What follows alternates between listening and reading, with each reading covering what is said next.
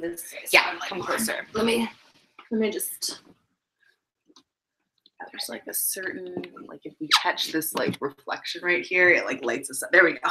I like if I'm here, it lights us up perfectly. If I switch though, it's not quite. Maybe I sit on the floor too. Yeah. Mm-hmm.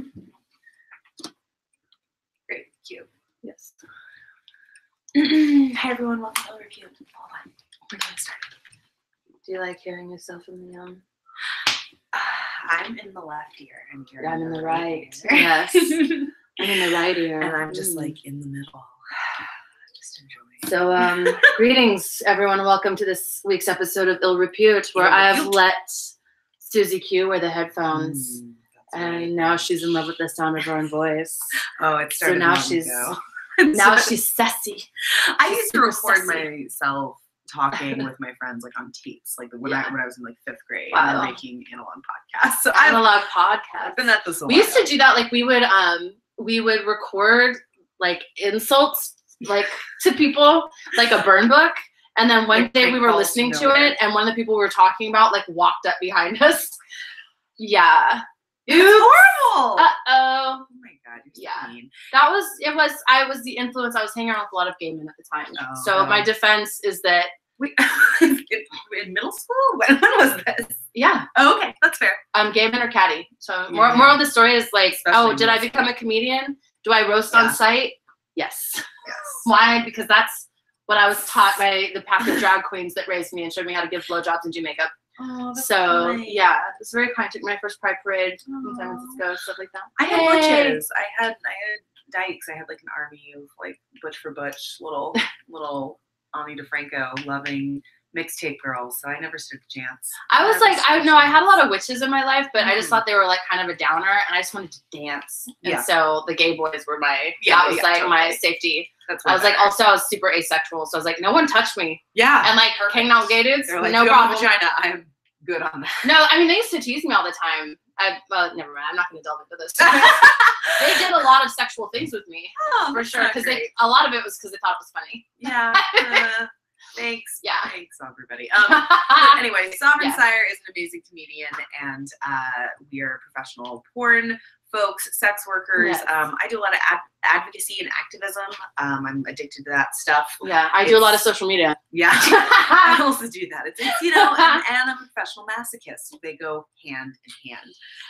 If you want to support my advocacy work, please check out patreon.com/Whorecast. I'm currently lobbying for SB 233, which is here in California. It will allow sex workers to report violent crime without fear of arrest. So if a hooker is getting raped and robbed, she can maybe pick up the phone and call 911 and not walk away from that interaction with a prostitution charge on top of having been raped and robbed, right? Okay. It's just, we don't need to. It's like another step towards decriminalization, essentially. Because I think when people ask what's different between legalization and decriminalization is stuff like that, where you remove criminal penalties. Yeah, you remove criminal penalties, but you're not necessarily legalizing something by making a regulation or by regulating it and all that kind of shit. Yeah, which is costs taxpayer money. Like you don't need to do that. And look at Nevada, it's not great. Yeah, it's not great. Legalization essentially just means oversight, which just means another way for the government to take all the money out of it. So. People who I've talked to who work in legal frameworks of sex work in the UK or the brothels and brothels anywhere basically, they say the government's my pimp now. Yeah, it's great, it's wonderful. Well, yeah, yay. So check that out. And Sav does a myriad of things. She's written novels. She's an academic. If you haven't heard about it, this bitch is smart as fuck. I'm literally swirled up next to a pile of books. There's no place to sit because there's too many fucking books. I'm very excited. Read some of these titles. They're really fucking cool, man. Witchcraft in Europe, 400 to 1700.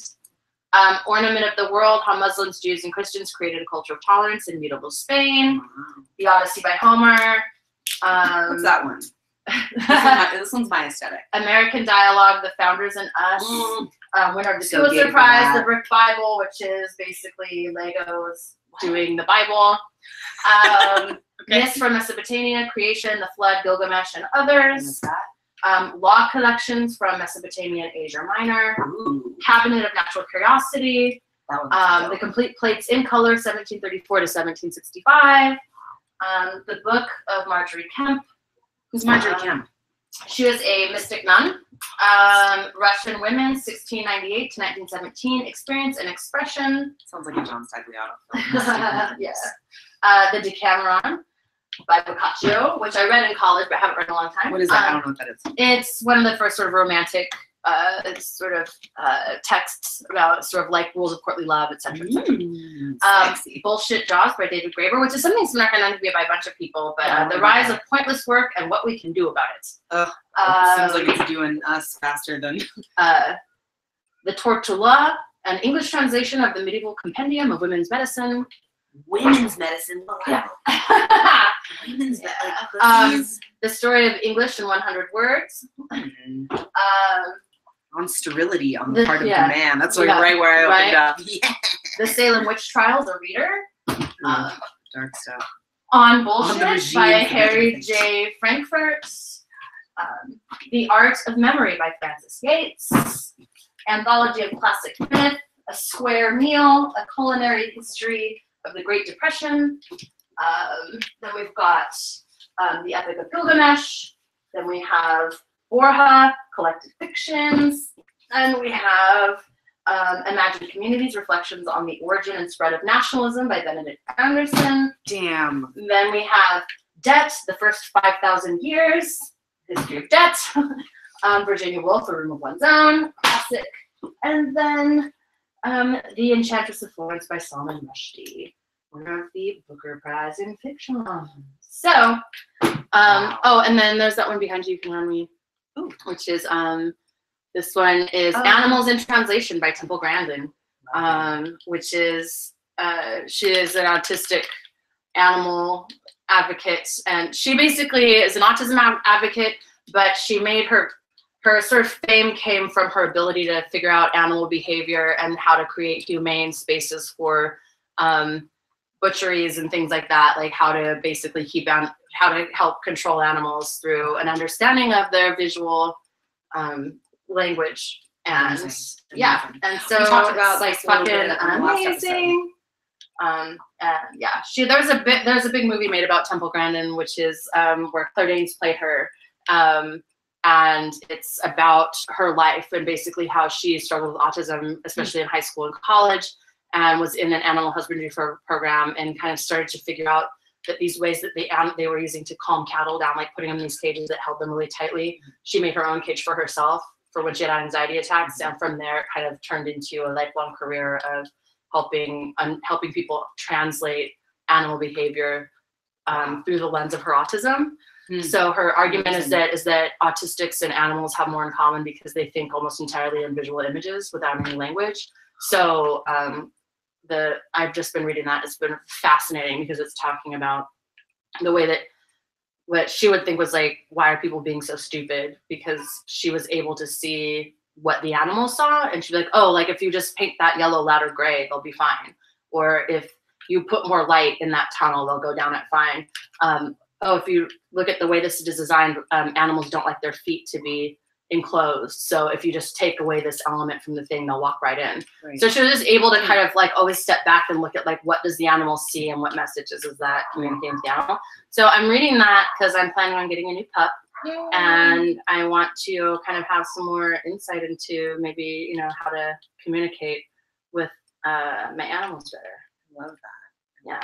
This is like, I don't know if the world's ready for me to be this much smarter. I'm barely ready. I thought you were Maria Kondoing. Like when I saw the books stacked up, I was like, oh, you're decluttering. No, these are going in. No, they're going into the pile.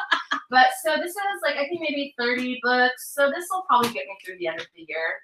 Nice. So I'm trying to do like a book a week, and I'll be doing readings on the Patreon. I'll be doing accepted readings, and I'll be sort of doing stuff on switch your microphone. Like this? Yeah. Like you want it closer? No.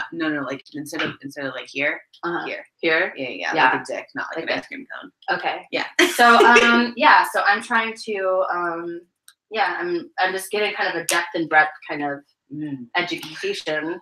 An academic has approached me about co-hosting a show where we kind of talk about, well, we're still sort of framing up what we're talking about, but so this has been a reading list that I've been sent. Yeah, to try to like. To kind of create a depth and breadth. I think we're talking about trying to translate like sort of the history of social things that are happening, like the history of law or the history of capitalism, or sort of kind of sort of articulate sort of the history of these social institutions that we kind of take for granted. And so it's kind of like a You're Wrong About, but much more steeped in sort of a historical talk. I can turn mine up. I think we should turn you up a little bit. Like there, is that good? Yeah. Okay. That's better. Okay. I wanted to like make sure I was hearing you in my headphone and not just in my ear. Yeah. Well, cool. Congratulations, dude. I'm super excited for you to own these books so I can borrow them. I am so excited. Because I think too, you know, when you do adult and stuff, I was talking about this with a fellow performer yesterday, is that, you know, once you get into this jam for a while, you can sometimes forget the other stuff that you used to be good at and the other skill sets that you have, because you kind of just get so focused on what you're doing right now. And so I kind of, with Coco passing and stuff, I think I kind of have entered that. This has been happening for a while, but reinvigorating this other part of myself and making sure that these other parts of my life are nurtured. So I am like so excited to dig into this stuff. That's great. Yeah. Cool. So shout out to the friend that spoiled me by sending along. Oh man, fuck you, such dude. treasures. I know. I'm just being spoiled at this point. Like, that's just like what's happening. Yeah. The world is not ready. The world's not ready. I'm actually totally ready. Well, I'm vaping. Vaping. I'm smoking weed always and forever. You know, they say like back in the day when like Facebook was first founded, they were like, hey, idiots, don't put pictures of yourself like smoking a bong on your Facebook because that could affect you having a job one day. Like, turns out that could be your job one day. So you went and you hung out with Snoop Dogg, right? Oh God, that's right. You didn't tell the story in the last one. I have not told the story. Okay, so I have been, so I've like in the past couple months, I'd say since the beginning of the year, really started to solidify my business, Siouxsie Q Media. That's what I am on the Instagram, and I'm currently building my website, SiouxsieQmedia.com. But you know, I do social media. I do this like sort of synthesis between marketing and brand ambassadorship and like culture journalism, right? It's a very weird, you know, some people call it the influencer. I know that has like a weird sort of stigma, but you know, are we afraid of stigma? Only if you're old.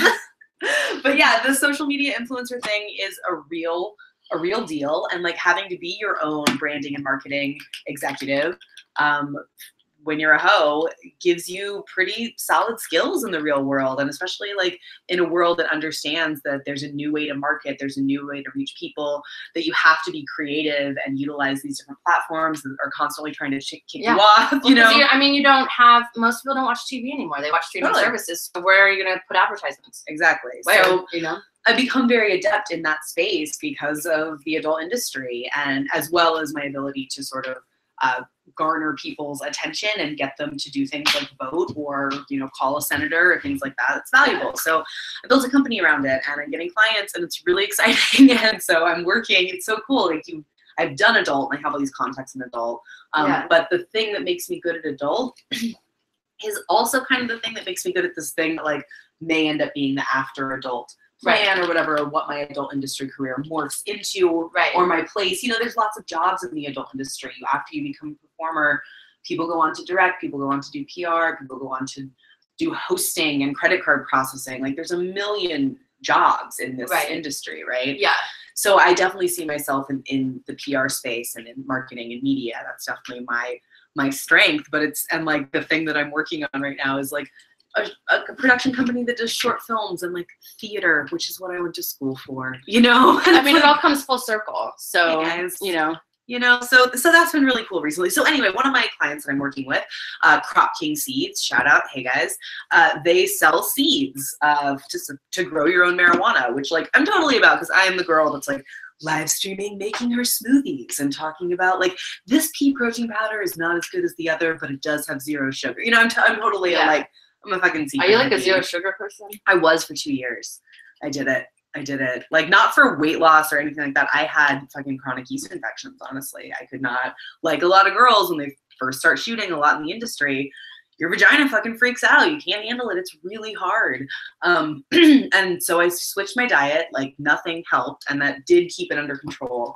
But eventually I think it was actually, you know, I don't know the whole like healing your gut argument or whatever, but I looked into it. I incorporated more probiotics. I did like fasting, focused on like sauerkraut and miso, and built up the sort of good bacteria in my system.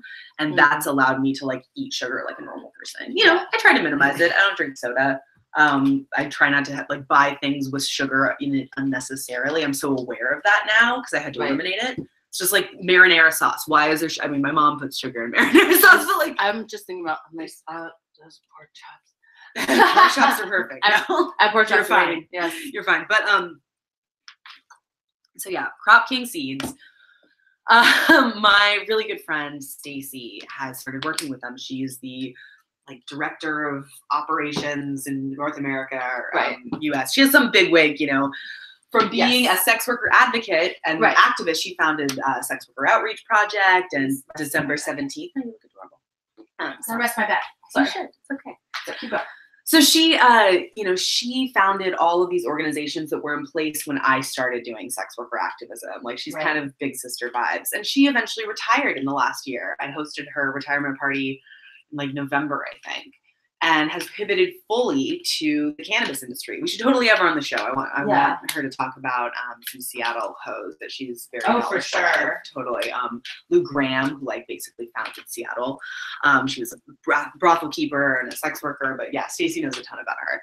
But anyway, so she's a big wig weed CEO. She's like the first of a generation in a lot of ways of like, no, she's fully out. She was an activist and she had this whole career as a sex worker, and now she really does have like a corporate job with like perks. I mean, not a ton of perks, but she has that high level executive job. She has a staff. She came over the other day to like smoke blunts before she hopped on her flight to from Burbank back to Sacramento. You know, she's like flying up and down the coast and like going everywhere.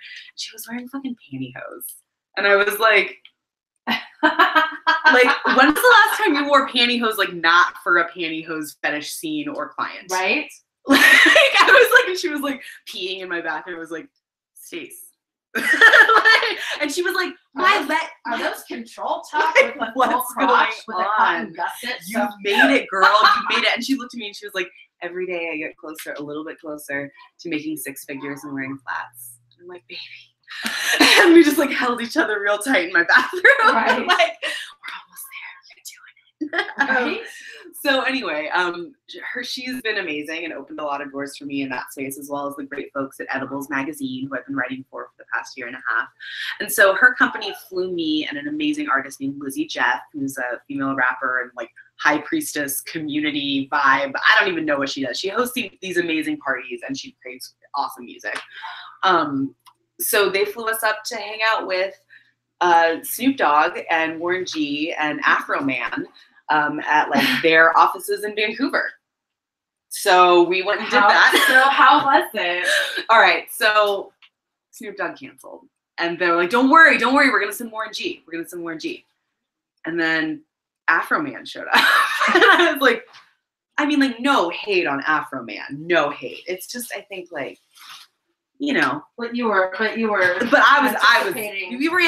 was good, but no harm, no foul. I was actually ecstatic to see Afro Man. He was asking the DJ if he could play, like when I said, hey, I'm Siouxsie Q. And I don't know how he immediately knew that I spelled it the way I do, which is like Siouxsie and the Banshees. But he was like, yeah, Siouxsie and the Banshees, Two of Hearts. That's one of my favorite songs. Two of Hearts, I need you, I need you. And you're like that. You're like, that's Stacey Q. Oh, but he was just like so ready. He was so ready. He was had a big pimp cup and like this long. So I think we just found the intro music for this episode. 100 like Two of Hearts. But what would be amazing is if Siouxsie Q does. A cover. There's somewhere a cover I'm sure of Siouxsie Q doing. I'm sure there is. Stacey Q.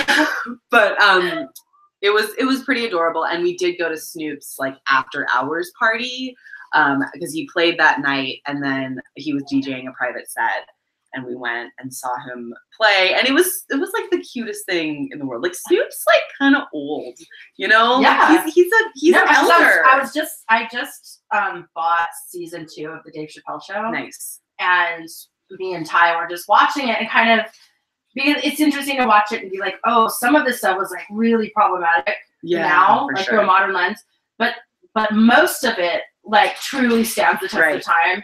And there was this stuff where when he was having musical guests, and so Snoop was on, it was just like, oh God, he was so young. So young. Yeah, because like now you're like, oh, it's like Grandpa Snoop. Yeah, and I was having like big feels. It was like, honestly, you guys, like I have loved Snoop Dogg since I was a teenager. Like not a huge fan, but I used to say, you know, around like senior year when it was like, oh, what are we all gonna be? Like, what's it gonna be like at our 10-year reunion? Blah blah blah. I was like, first of all, guys, I'm probably not gonna be there. Second of all, I think you're just gonna like, there's gonna be a lot of rumors, but the main deciding rumor will be that I like ran off and married Snoop Dogg. Like that's what I want out of my 10-year reunion. My 10-year reunion was a couple of years ago, and I was not there. I had a friend, you know, my ambassador actually that passed away recently, my good friend. She went. She was like, "Listen, she's skinny and famous. That's all you need to know." But you know, I had big feels. Like Snoop Dogg in this time of so much uncertainty and like things being really weird and gross, like Snoop Dogg is real. He doesn't believe in the police, and like he knows what's true, and like he's gonna sit here and hang out with us. Doesn't he have a YouTube channel where he sits like it's like weed news, or I think so, or it's just them talking about news, but they're high. Right. They have a ton. He has a ton of shit going. He's still so incredibly relevant. He's still so like commands so much power and so much realness and positivity. At one point, he started playing Queen. First of all, like his DJ set was just like, this is the music I would like to listen to after my show. I just worked really hard, and I would like to smoke some blunts here on the stage and listen to my fucking music, and you guys can be here if you want. You know, it was like very much the vibe, and it was just like, yeah, diamonds in the, you know, just like he was dropping all of the tracks, and like when he started playing Queen, and then I think some like Beatles, he was just like looking out the crowd. He's like, rock and roll, man, rock and roll, all right. Never forget. Never. I know. He was just like, never forget.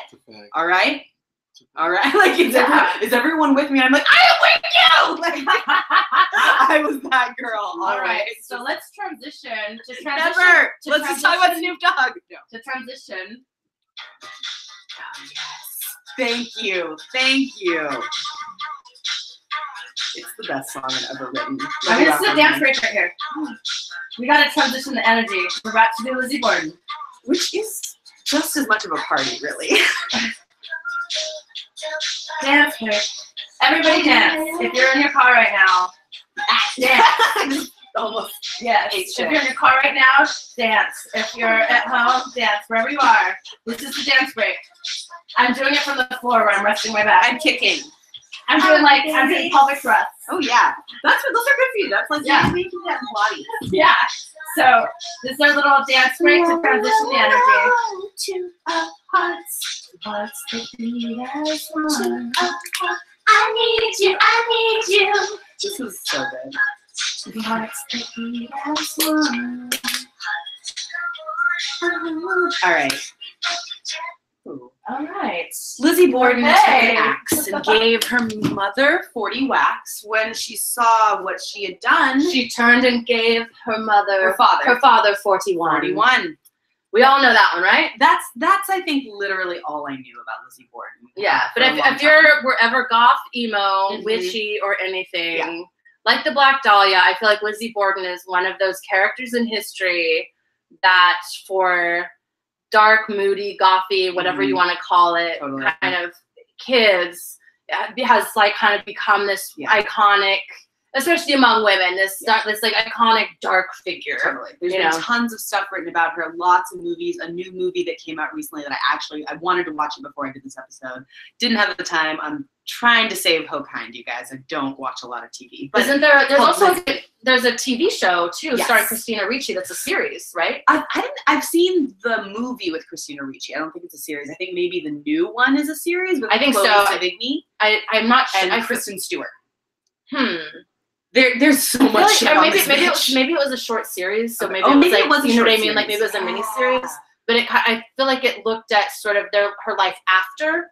Yeah. It was like a speculative fiction about what Lizzie Borden's life was like after she was acquitted, but still continued to live in the town. Totally. And sort of, I think that's the one that had Christina Ricci. Oh yeah, no, I did see that. I did see that because it was more about like the sisters being like, why are you living? Because you know she was living in the 1920s on the East Coast, like as a single lady with a lot of money now. All right, like, so like anyway, let's get in here. Because I don't, I've watched tons of like most people, I've watched tons of true crime sort of mini documentaries where she's like part of an episode, and they're all kind of the same. You know what I mean? It's like you get the same 20-minute or 28-minute story that's like, she was acquitted, but and then maybe they have a psychic come in and be like, this hatchet in the chicken coop. This is the one that, like, you'll have a psychic come in and feel some piece of clothing or some shit, and they'll pretend to channel Lizzie Borden,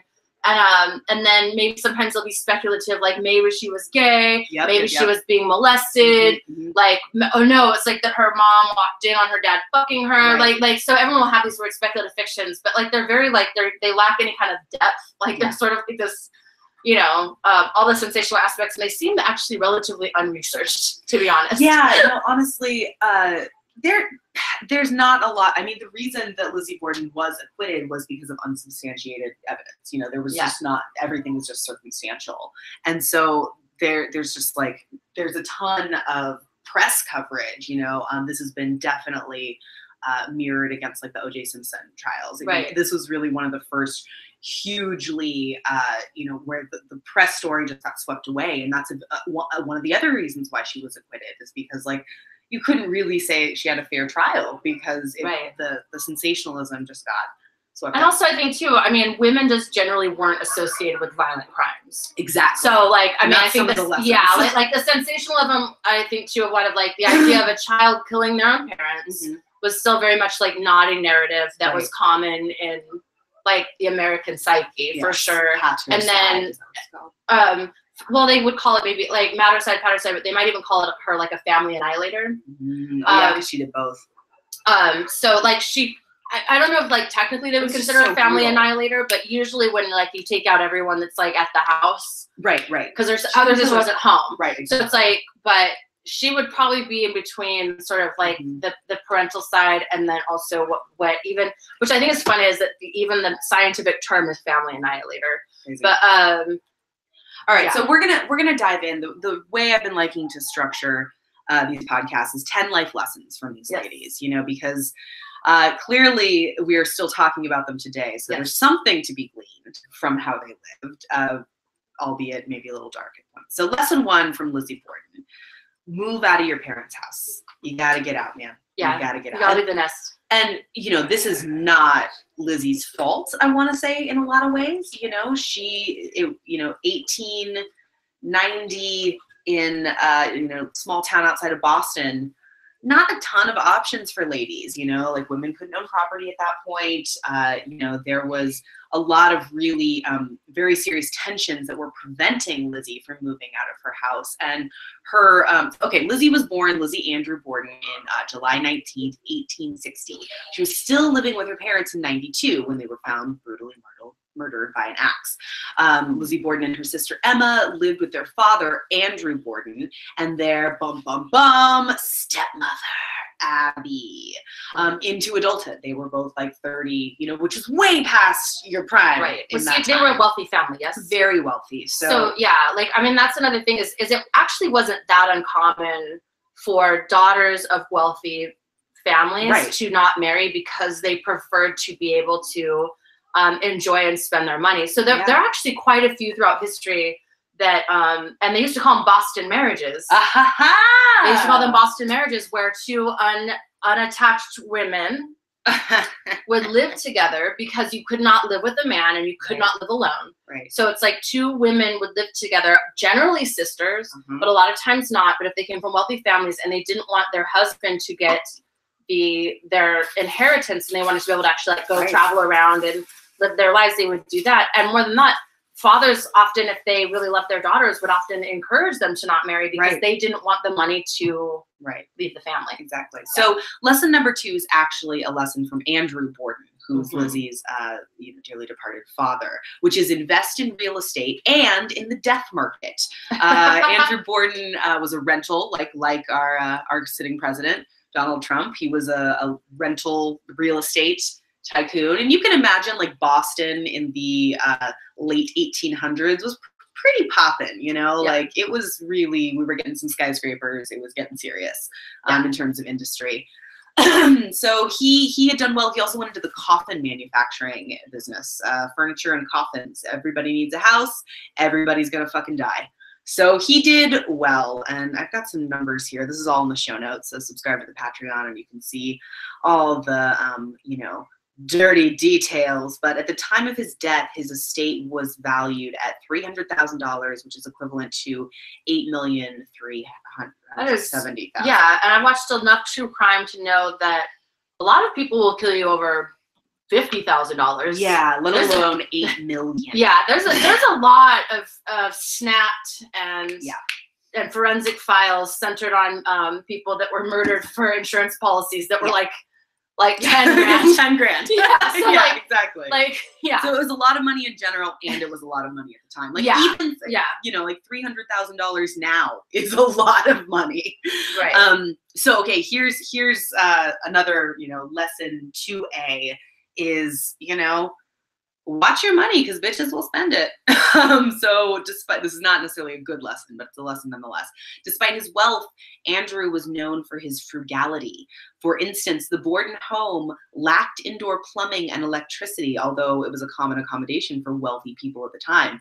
The residence at 92 2nd Street was located in an affluent area, but the wealthiest residents of Fall River, including Andrew's cousins, generally lived in the more fashionable neighborhood. So they lived in like a nice ass neighborhood with no running water and no electricity. And like Lizzie and her sisters were not given access to nice things. It was a very sort of meager existence. He kept that shit tight.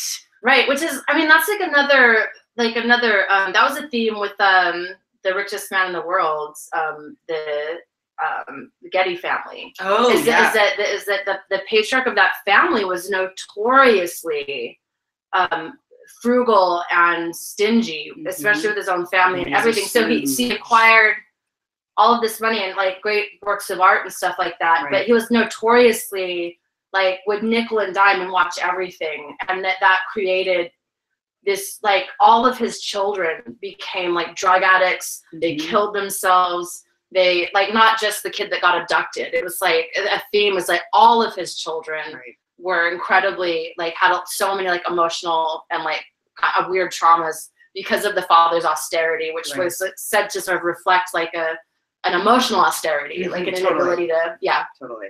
And, it's been speculated that Lizzie's father, sexually abused her, or that, but regardless of what exactly happened, there's part of the remaining myth is that this guy that he somehow deserved it, right? That her father, that she was justified in some capacity to kill her father and her parents.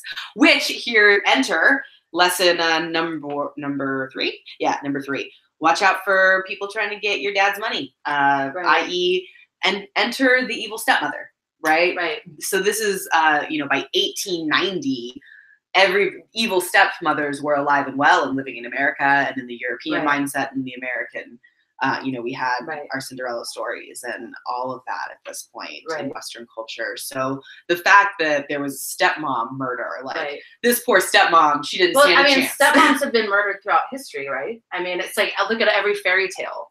That's what I'm saying. The wicked stepmother is a trope because it's this idea. Even like Issa was a famous haiku poet. It was like, shut your mouth, hungry baby bird. Like, and it's this whole poem about like this haiku about a stepmother, like none for you, and so like that theme of the new mother that cannot attach to the children. Yes, it should be noted that Lizzie and Emma's mother died, I think, like 3 years after they were born. So this woman stepped in. I believe, I'd have to double check on that, but she died very early, and this woman married their father like very soon after her death. And so it was just, there's, scattered reports that Lizzie thought that, Mrs. Borden, as she called her, Abby Durfee Gray, who was, like her mom's about best friend the or something? same. No, they weren't that close in age.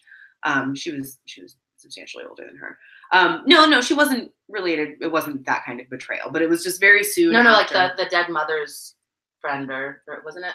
Okay. Possibly, not that I reresearched that, but you may be correct. I mean, how many people were in Fairhaven and Fairview at the time? Like, how big was that town? She probably knew her, So, but there was reports that Lizzie thought that this lady was after her dad's wealth, which, I mean, it's just like Marilyn Monroe says, or Lorelei Lee's the character that Marilyn Monroe plays in Gentlemen Prefer Blondes. It's like, okay, I'm not like with you because of your money, but it sure helps. Like, you're not with me because I'm pretty, but aren't you glad that I am? And wouldn't you prefer that I was?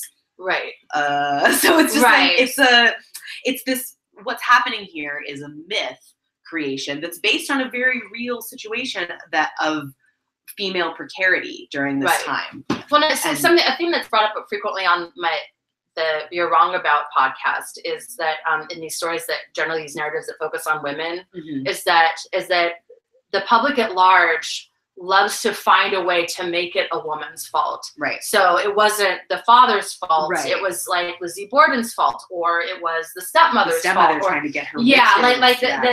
There's always like a desperate search to somehow make the problem be that something a woman did. Right. You know what I mean? And then I think also, like in this time where you've got like women's suffrage and stuff like this is also a time when like all these things are just starting to kind of change. Yeah. And I think just like the shunning of Lizzie Borden is like, because this non-traditional decision to not be married off is also almost seen as an act of passive aggression, 100. like upon the community. So then there would be a desire to sort of vilify that person. Like, see what happens when you don't do what you're supposed to do. You turn into a fucking weirdo. Right. And fathers, if you don't marry off your daughters, look what happens. They kill you. Like, I think there's a lot of sort of like subtext going on in sort of these sort of public fascinations, like when you start to see how these narratives are shaped by, and even in like the modern portrayal, that's like, I don't know what people hope to glean out of that, but at the end of the Christina Ricci one, there's sort of this like image of her becoming a wild party girl. It's like she killed her stepmother and her father. And so she became the eldest heir and like got to live a wonderful life in like the roaring 20s of, the new world. Right. It seems like a pretty happy ending to me, but there is a toxic sort of parable in there that paints women as these hungry, vilified, but it's like, we couldn't own property. She had no options. What were her other options? Like, I mean, you were here for the podcast that like flopped, but the story of East where we lost the recording. Yeah, totally. But I remember I was talking about, so that story is the father's Grandin, and he is like builds her a kingdom in the sea, and then she betrays him. And Lizzie Borden's father was literally also napping. And so it's like, and so again, it's these themes, thematically, this idea of like, fathers, don't love your daughters too much.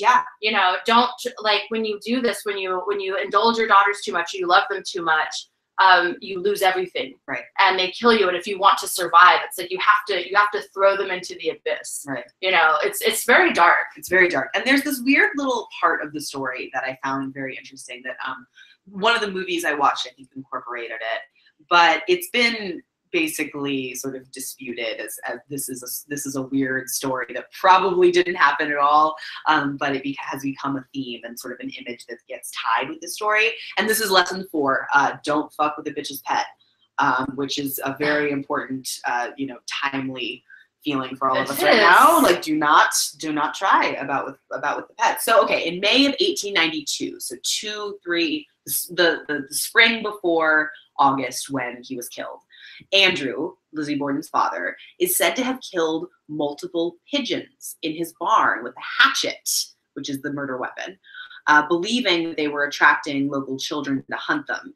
And Lizzie had recently built a roost for the pigeons, and it has been commonly recounted that she was upset over the killing of them. And but like, this has been totally pretty much disputed. Like, okay, that's It's a weird image, but I think it's important to think about the larger like myth and narrative and why that weird little story has become attached to this story. Right. Even though it's probably not true. What does it say is that like when you cage a bird and you don't give it anything to, you know, to thrive with, right? And then you give it one thing and take that thing away, like there's a punishment there, like that's cruel, or there's a breaking I mean, point. it's a very poetical way to look at it. But the other thing that is just, it's a common thing that we do is that we all struggle to find motive for things, because it's terrifying to think that a child could just wake up one day and for no reason, right, kill her parents. Yeah. And it's a big taboo. It's so terrifying that someone could just do that as human beings, we strive to find some kind of a motive, because then we can distance ourselves from it, and it makes it less terrifying. Totally. So that's what a lot of like Lizzie Borden's story is. Yeah. Because it was not, you know, they say that when she got on the stand, she gave a bunch of different stories. I think that, I don't know, I'd have to look at Bostonian law at the time, you know, what the practice was for acquitting someone based on insanity. That was not the case with her. There were a lot of way, like, you know, worse things happening with this case, but I think that under perfect circumstances she may have been acquitted in any case, because she just didn't seem well, and that may be another lesson in here. But okay, going on with the you know, grasping to find meaning and you know, trying to find a motive, because it is so terrifying to think that like a girl could just snap one day and hatchet to death, and not just like kill, hatchet to death in the face. You know, that part about gave her 40 whacks, I think it was said to be like 17 in her mother's like face, and like you know, dozens in her father as well, like while he was sleeping, because this trigger warning, everybody, this is graphic. It said that his eyeball was cut exactly in half, which means like he didn't see it coming. Right. So who was killed first, the mother or the father? The mother was killed first. I mean, it's like basically like any modern forensic psychologist would say, like, clearly she's guilty. Yeah, for sure. Because it's like, one, no motive, nothing's taken. There's no other suspect. And that, you know, women tend to do overkill, and especially when women don't like a woman, they mutilate her face. Yeah, and her face is totally fucked up. It's like that is generally like the first thing, and so it's like if she was facing her attacker too. Like, so it's like if the stepmother was killed and her face was mutilated, that would be someone that knew her personally and had a rage, and like the overkill is again someone that knew the person, or identified them as someone that they knew in terms of like they were triggered by the memory of the mother or something. And I think like the reason she got acquitted more than likely is because she would have control of the finances, and so she probably just bribed somebody. Yeah, you know what I mean? Like it's like the Occam's razor. It's like if it's like the wealthiest family in town, then most likely what happened is just everyone got a bribe.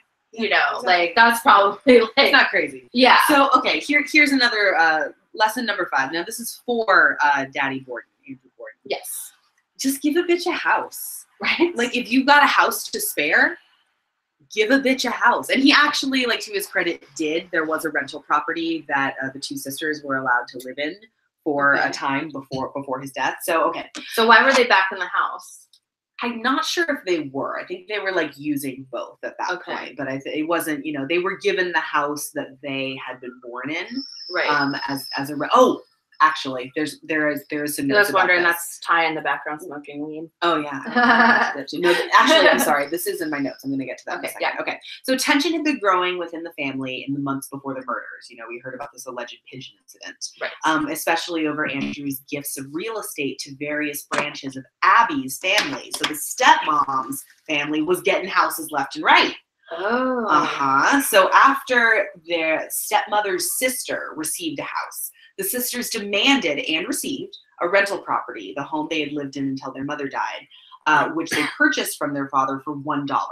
A few weeks before the murders, they sold the property back to their father for $5,000, equivalent to like $139,000 in 2018.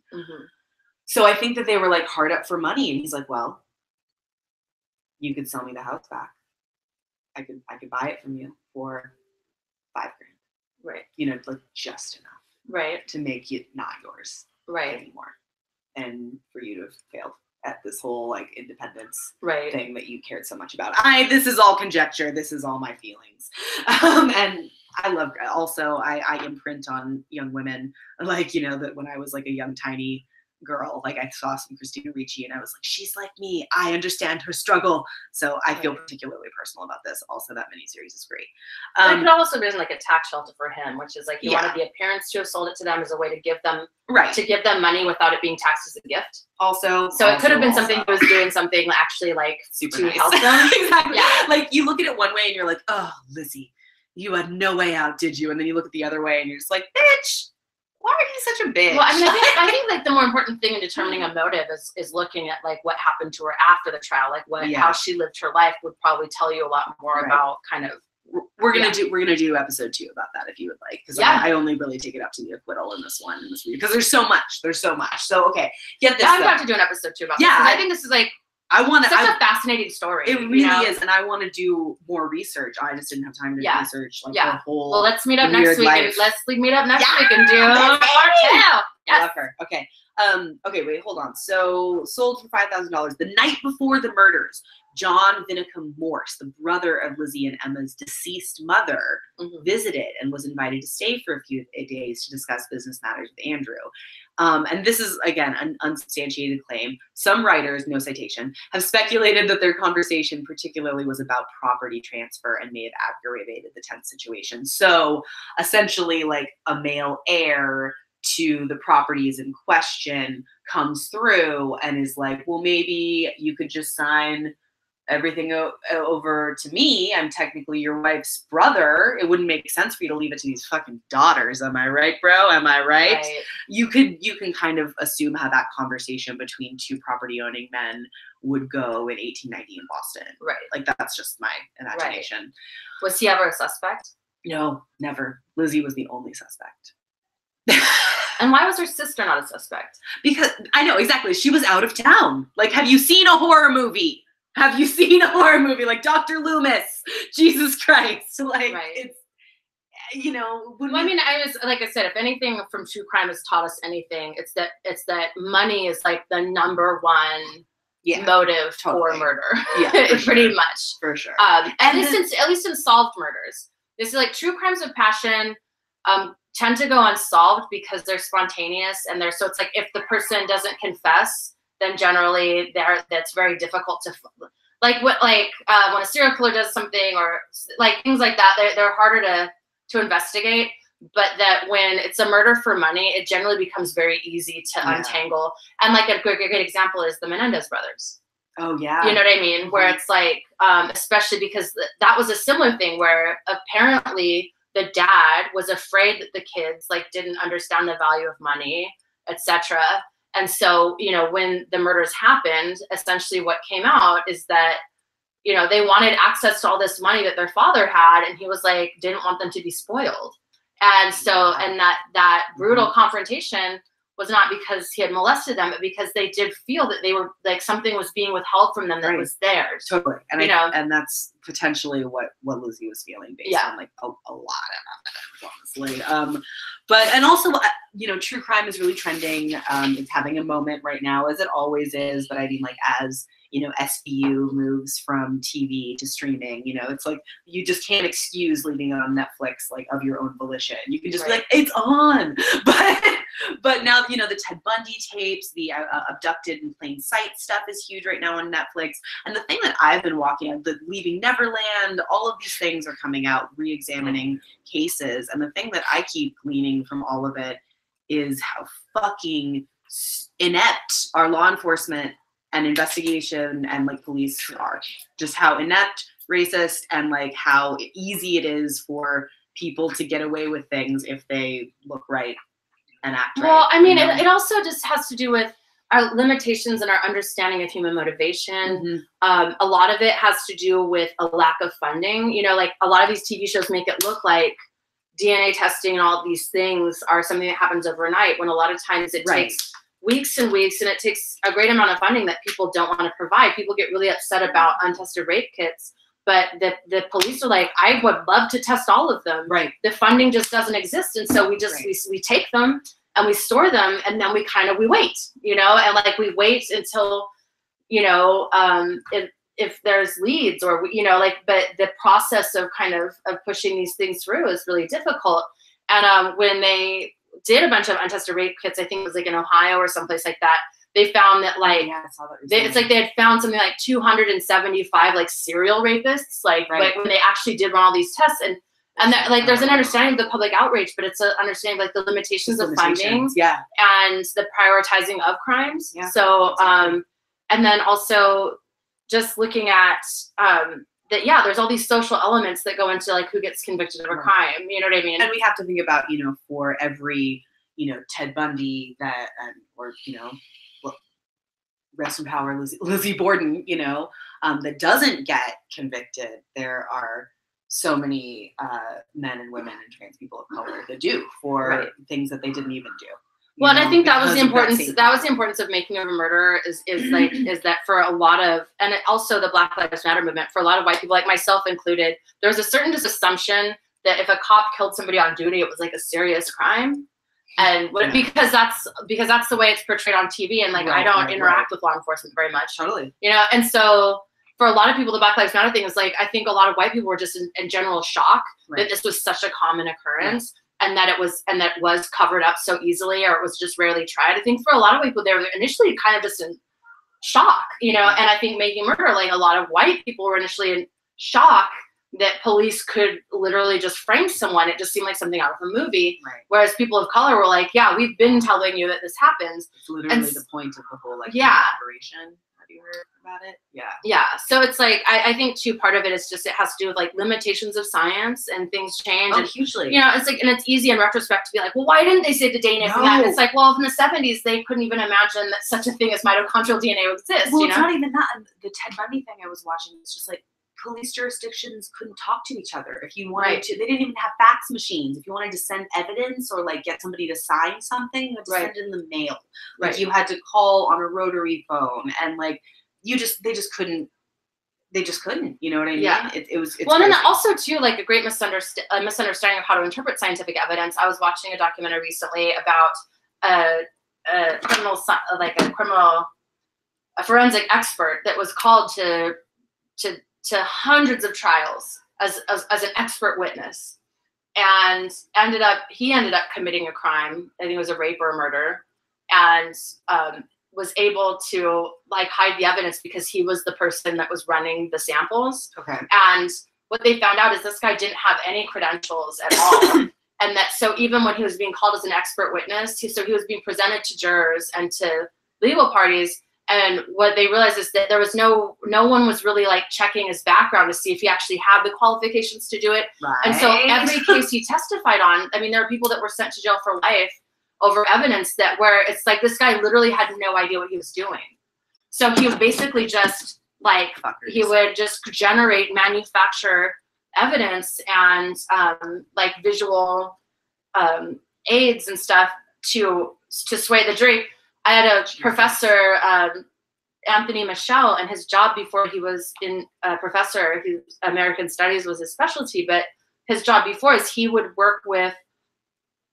the one that would help lawyers create visual displays for evidence. Okay. And it involved a great deal of understanding how to influence juries by what kind of visuals you presented. Right. And that the guy with the board in the car. Mm-hmm. And so it's like whether like, and the way evidence is presented even can sway juries really easily. If something looks really high tech, they just assume that there's more expertise behind it, So it's also this understanding that as much as law seems to be about, sort of precedent, like it seems to be about laws, regulations, and change of evidence and all of this stuff, that so much of what happens in a courtroom and what happens in the evidence bay and all of this stuff are very much like psychological, sociological, sort of social psychological experiments, 100%. Yeah. Cool. I mean, as we're looking at all of this stuff, like when we did the Bonnie Parker episode, I really encourage you guys to go back and listen to that. Like looking at like Texas prisons in the 1930s. Right.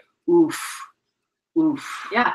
Yeah, no, it's something it's worth looking at as we try to find a way forward right now. I think we're finally looking at law enforcement and policing and prisons and being like, oh, like more people do understand it's just like literally slavery. It's just a copy paste job, and we have to fucking fix it, and it's not working. So everybody drink. Susie did an activism. Sorry, we're doing 60 days of sober in honor of cocoa, and I'm already smoking weed. So, so we've taken a dark turn. But we are moving on with our 10 life lessons from Lizzie Borden, and we're going to pivot here to how to get away with murder. Yes, there are definitely some lessons. I mean, Lizzie was acquitted, so we have to learn from her. Yeah. Number 6, start with food poisoning. So for several days before the murder, the entire household had been violently ill. A family friend later speculated that mutton, which is not young lamb, just sheep, cooked sheep, mutton left on the stove for use in meals over several days was the cause. But Abby, the stepmom, feared poisoning as Andrew, Papa Borden, he just wasn't a popular man. I know that sounds shocking based on everything we know about him right now. Right. But he was not popular in town. Like nobody was like, maybe the giant piece of sheep that's been sitting out on the stove for several days, and we've just been like kind of cutting off a slice and putting on the salad. My dad does that during Easter though. Like I don't endorse it. I do not endorse it. But no, it's probably not that. It's probably poison. There were recipes for poison in midwife manuals. I mean, I was looking at this book. No, there was a recipe. Like if you went to the midwife and said, "My husband's beating me," she said, "Oh, I have a recipe for that," and she would give her arsenic. Yeah, absolutely. Put it in his tea every morning. And you won't have to worry. Like that was the cure for being. No, man. I posted something on Facebook the other day that made people a little mad because, like, okay, I don't like to fuck with birth control. Like remember the last time I was on birth control, I was depressed for like a month, and I was when they put the weird robot thing in you. Yeah, it was horrible. The naproxen or whatever you put it. This is why I don't use the IUD or anything is because I don't trust, because I watched this documentary called The Bleeding Edge about how the things that they put in our bodies like actually aren't really tested, and they have no idea what they're long. Yeah, I'm just not trying to do that, and so like I'm like, okay, it's not like. Just like contracting HIV, like getting pregnant, you really do have to try. You have to really like not fucking give a fuck at all and like try to get, especially like me, I'm over 30. Don't tell anybody, don't tell porn. But like, I would say, I'm 27. For years now. Yeah, it's working out really well. I think I like being 27. It suits me, I think. But it's you have to be like fertile, you have to be healthy, you have to be like ejaculating and all. So I'm like, okay, what can I do here? I don't know. Take some cinnamon. Like they take some turmeric. I started just looking up like what will not force you, help you menstruate, what will disrupt the lining of your uterus like in the early stages, because like I found out from my doctor, getting pounded by big dicks. Does it help? Yeah, it can shake loose a period, bitch. Yeah, I mean, we all know that. We've all been there, but okay, that's real. Yeah, no, it's real because I would be sleeping with guys with big dicks, and then I would start my period like the next day. I was like, "Is that even real?" And my doctor was like, "Oh yeah, yep, yeah, totally." So like regular sex, I'm not a doctor. Don't listen to me. Do your own research. Do you? With Everyone should be in control of their fertility. So, but no, I mean, like, I am not a doctor. It's not advice. Cunt when you were like, no. Okay, I read it when I was tiny. I was like. Wait, we need to break because I have to pee. I'm like twitching. Oh God, go pee. I should do that too. It is paused. Okay, cool. I'm so much hotter. I was like, I'm dancing, girl. I'm fucking dancing. Oh my God.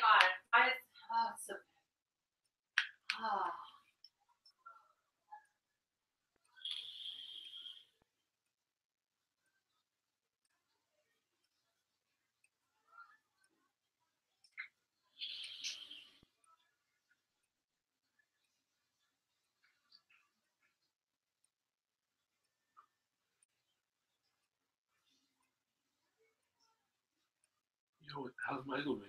Good. I haven't heard from this nigga. I have to come through and fight this nigga. That trip with this nigga. Oh yeah, we're definitely thinking about doing it soon. I just haven't had the time. I've been working really hard.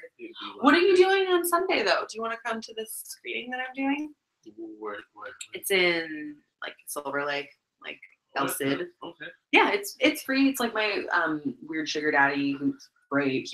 But he has a production company and he's like doing a film screening. He's Polly. He's super cute. Like he's a sweetheart. Holly. Are we Yeah.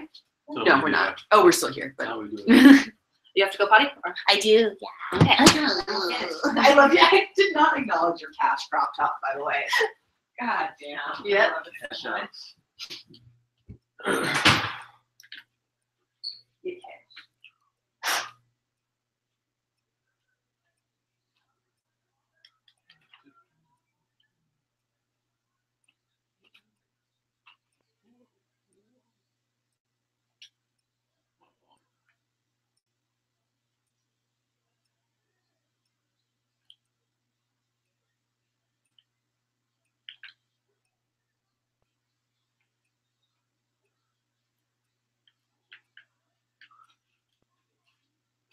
Cute one.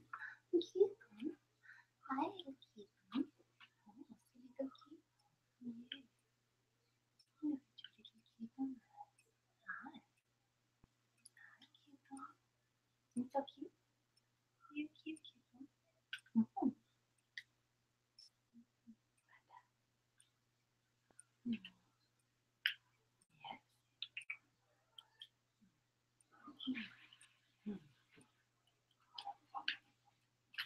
Whoop, whoop. Dance break.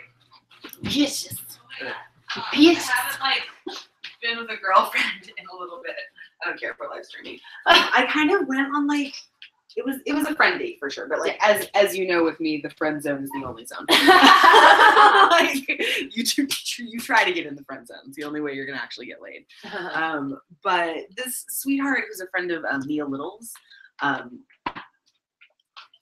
asked me to go on a ballet date. Also, pro tip, like be my friend, ask me to go do something active, like make money or make like things with me. But she is Polly, like has a daddy, has a husband in San Diego, is just getting out of the military, is like Chinese, you know, POC, like angel.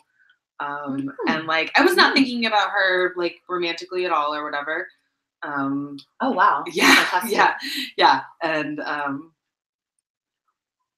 they're very talented. But like so she did like sexual health and wellness for like the army, I guess. I forget what militaries are.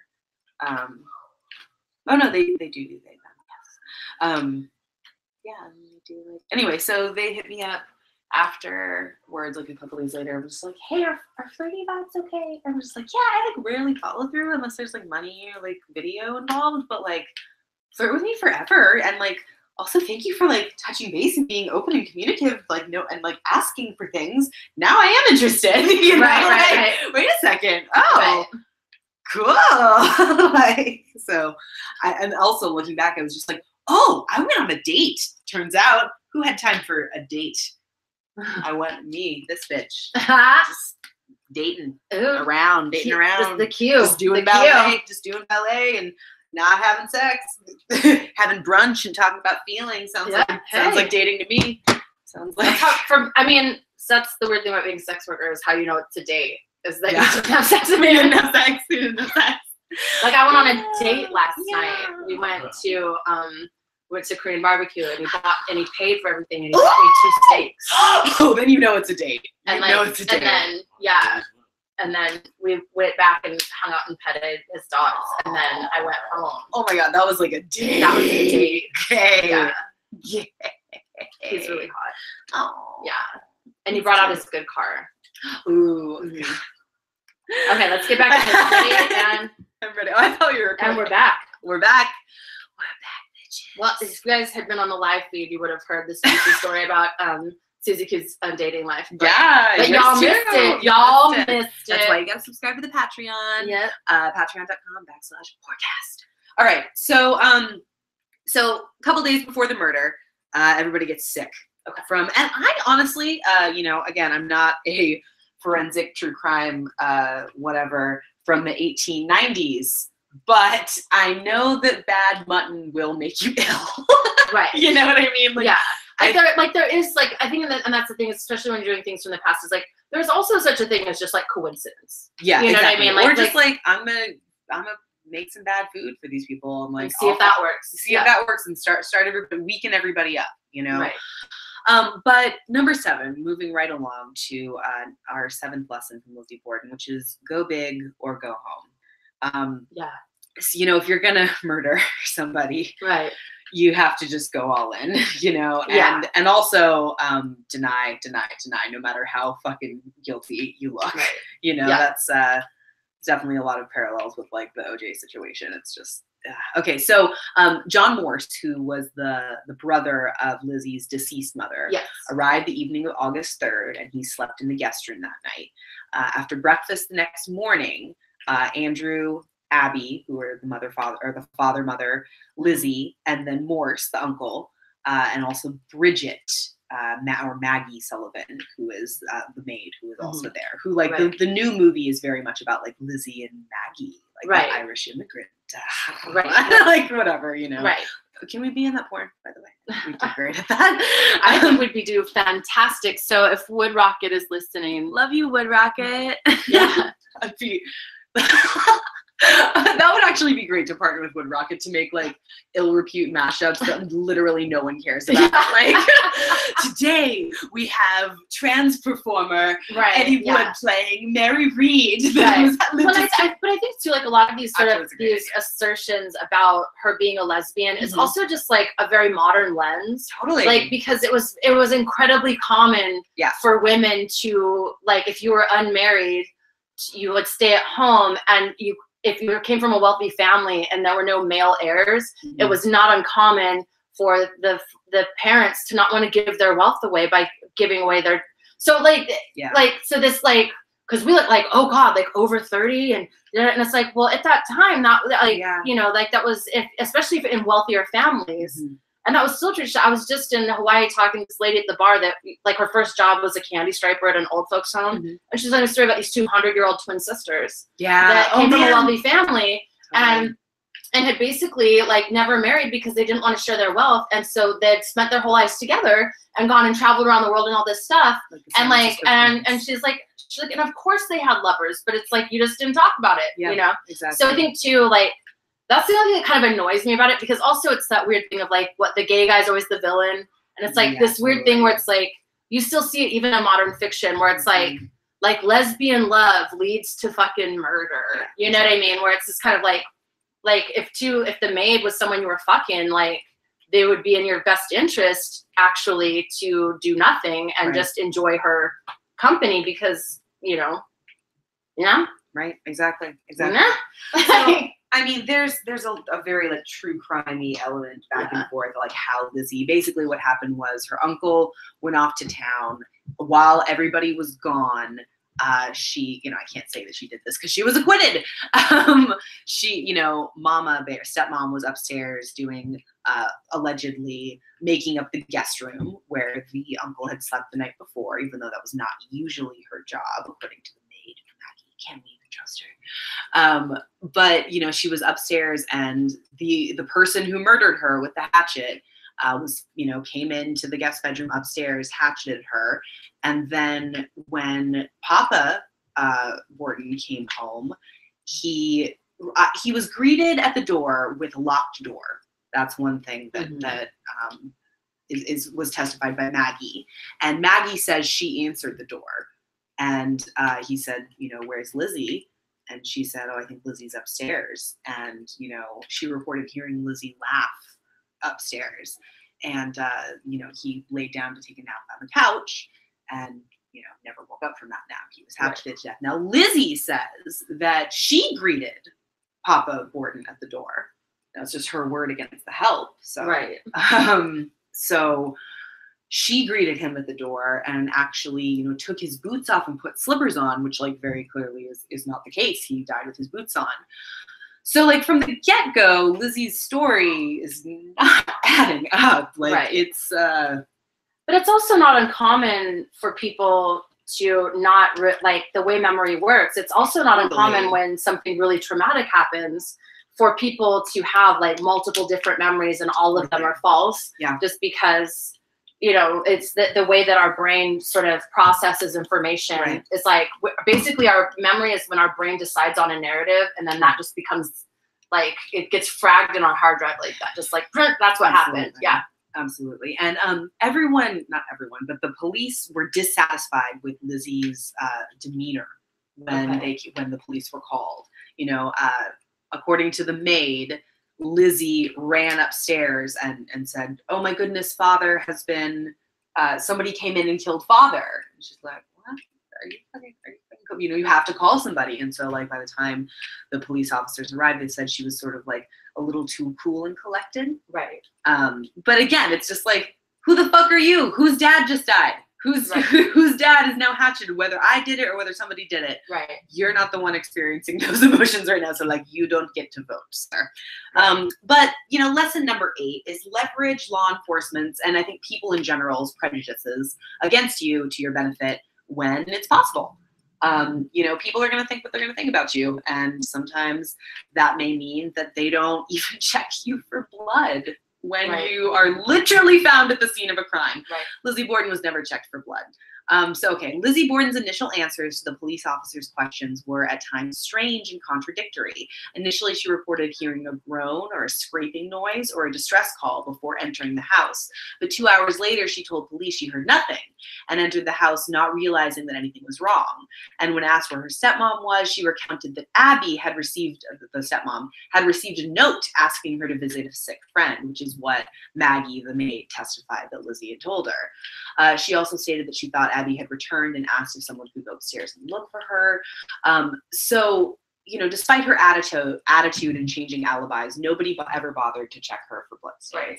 So it was everyone was all caught up in like, this girl could never do it, and all the stories about who she was and what had happened. And then it's like, but the other thing is we're also not there for the interrogation, which is like, she could have come up with these multiple stories because these were actually multiple theories of the crime that the detectives were asking. You know what I mean? Like they're like, well, so wait, you were home or you weren't home? It's like that. I mean, that process. Debated, I mean, having been questioned by police before, like that process can be very kind of, especially if something really traumatic has just happened. Totally. That process can be really kind of confounding and confusing, and especially if you're not used to interacting with men and like this kind of thing. And then the other thing is, if she had been covered in blood, they would have noticed. Yeah, for sure. And so it is striking that such a violent crime and like she's not saturated in blood. I mean, that is pretty incredible. Totally. You know, the police officers who were on the scene of the crime were subsequently criticized by the judge, and I think that did ultimately contribute to her acquittal. So, you know, lesson number 9 from Miss Lizzie Borden is, for the love of God, destroy the evidence. In the basement, police found 2 hatchets, 2 axes, and a hatchet head with, a broken handle. The hatchet head was suspected of being the murder weapon, as the break in the handle appeared fresh, and the ash and dust on the head, unlike that on the other bladed tools, appeared to have been deliberately applied to make it look as if it had been in the basement for some time. Like, it definitely feels like a crime that, like, you know, now we have SVU, like we have true crime. Like Lizzie Borden, I don't think she read a lot, and like, you know, she didn't have any of these things. It was like a true crime committed by someone who had no idea how to do a true crime, right? So like, I mean, that definitely shows elements of like premeditation, but also, I mean, I wouldn't outrule like multiple people involved. I mean, I'm not sure. I'm not sure how you wouldn't. Where was the sister? I don't know if you've ever heard someone's head falling on the floor, but like a crime like that, like how a maid wouldn't hear someone being hatcheted to death, like a skull is very hard. And so it's like, it would sound like someone was like cracking coconuts or like bouncing a bowling ball on the floor. And I'm sure there was a scream, you know? So I mean, that seems odd. You know, like, and that's why I think the new movie with Chloe Sevigny and Kristen Stewart is about their like lesbian love affair, which, hello, Wood Rocket, we're here. We're just saying. We're available. We're available. Okay. So, all right. So here's really one of the biggest lessons that I think we can get from Lizzie Borden is that, and not just Lizzie, but, you know, the lineage that she is a part of crimes that turn into circuses, is give them a show and they'll love you even if you are guilty. So what was the show that she did? All right. So on August 5th, just days after the murder, Uncle Morse left his home and was swarmed by people. Police had to escort him back to his house. Like, people, as soon as this broke the news, people were all fucking over it. And so it became the O.J. Simpson trial of, you know, the 1890s. And you can imagine, like, that was the 90s as well. We had a similar thing at the end of the century. Things were changing. The way people had access to information had changed. And like, we didn't have, you know, the laws around journalism ethics. It's so funny, whenever I work with journalists, like journalists, I was literally asked by someone recently to like have sex on camera for a documentary. And I'm like, okay, you know, I do that for a living, right? And they're like, yeah, but this is like a documentary art, and like, as journalists, like, we can't pay you, so I'm so sorry. It's just like, the idea of journalism ethics is so like set in stone. It's like, bitch, it has only been around for like maybe 200 years tops. Like, don't come to me. And but also, it's like, this is also the same time when you're seeing the birth of like sort of like millionaires, you know, because of the Industrial Revolution. And so I think you can also see like there's sort of like a community resentment of like the seedy lives of the super rich, you know, that like the really rich people, like their home lives are actually scandalous. And, you know, so you could see also like a public lesbian. Like a public kind of, you know, I mean, lesbianism wasn't even acknowledged at the time. As Queen Victoria's famously said, is like when someone tried to explain to her what lesbian was, she simply laughed and said, I can't even imagine such a thing. Like, women, that's ridiculous. Moving on. You know what I mean? Because they were like trying to make laws about homosexuality, and they was like, what about women? And she's like, it never happened. You know what I mean? So it's like the conception of women as being queer was definitely like not something that was really in like sort of public consciousness in that same way. But it's definitely really interesting because it's like the first big trial, and it's like, you know, this is the industrial era has now created millionaires, you know, and so it's sort of watching the dirty laundry of a family being aired out, and kind of and a crime that's sensational. You can definitely see people's prurient interest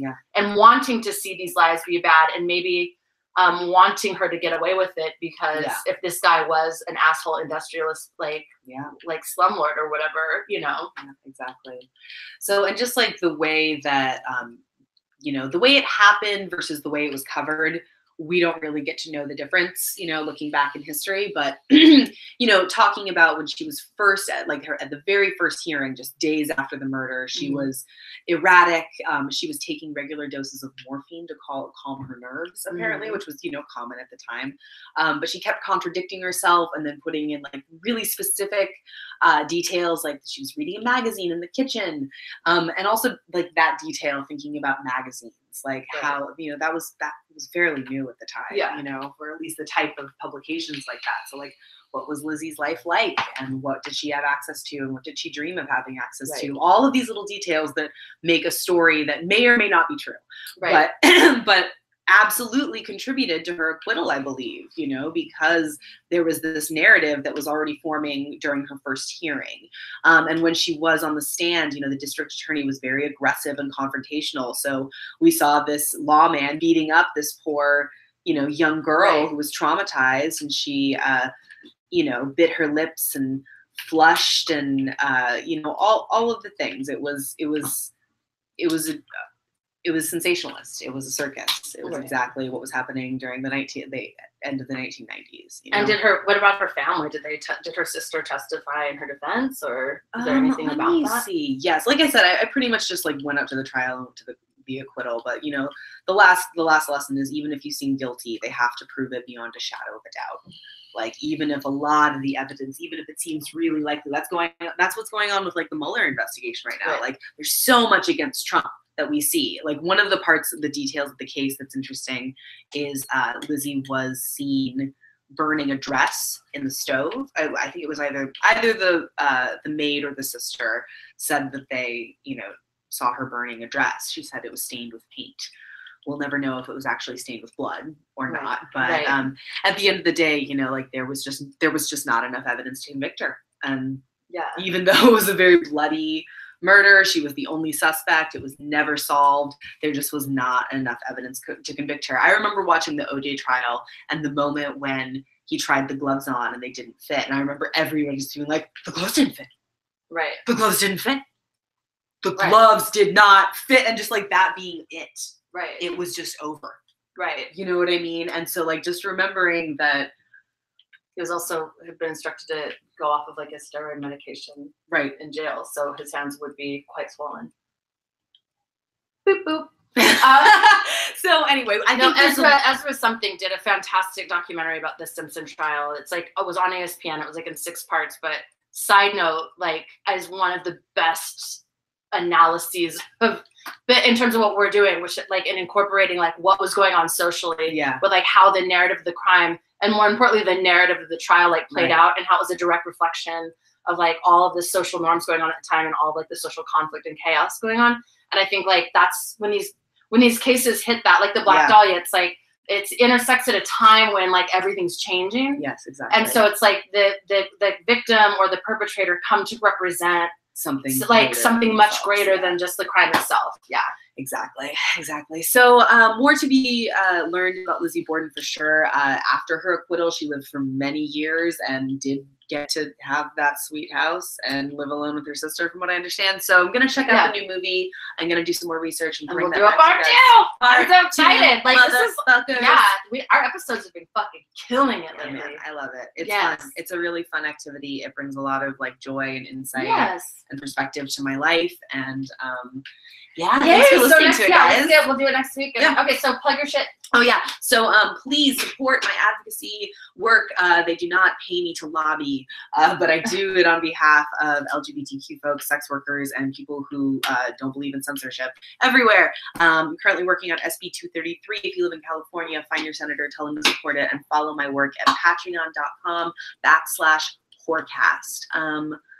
And also you can follow my free snap on at Real Whore, and I have a premium snap that I plug on there all the time, and you can see my weird perverted life because it's super fun. Right? Yeah. You can follow me on Snapchat at Sovereign Syre. Follow me on IG Sovereign_Syre, and on Twitter at Sovereign Syre. If you want to see my produced full-length scenes, you can go to mycrazysexlife.com. You can download per film, or you can pay for a monthly membership and get to see 4 videos a month. Or you can join my OnlyFans, Sovereign Syre, and you can get my premium snap content along with the content that goes on My Crazy Sex Life. You get 5 minutes of video clips every single day. So that is your best value dollar. You can also do my premium Snapchat at sovsnaps.com. And getting back into doing stand-up, you can support my Patreon, patreon.com/Sovereign Syre. I am getting back into stand-up in honor of Brody Stevens. I am doing 60 days straight of stand-up. And in honor of Coco, I'm doing my 60 days of sobriety from everything to just recenter, recalibrate, recalculate. What else? And yeah, so I think that's it. So I'm gonna take us out. Yeah, ready? I love that.